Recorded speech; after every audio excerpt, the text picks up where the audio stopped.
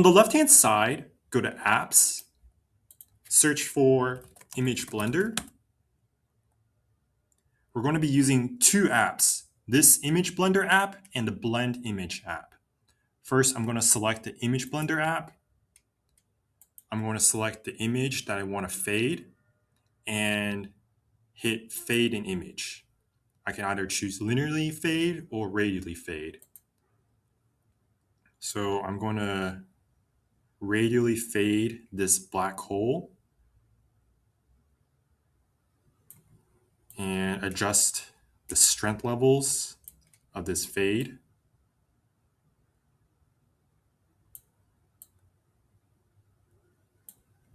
Okay.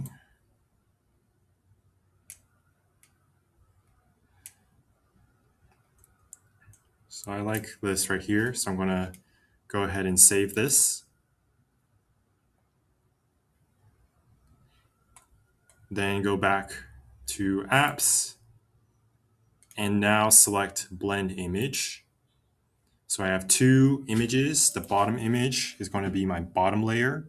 So I'm going to select this and use selected image.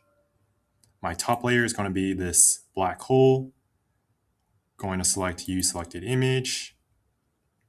And this is what the preview looks like. If I select the blend mode, I can select different blend modes, however I want to do it. If I want to do overlay, I can do that here. Or if I want to choose something different, I can also do that as well. So it really just depends on your own preference and what you prefer. So I'm just going to leave it on overlay and then add to design.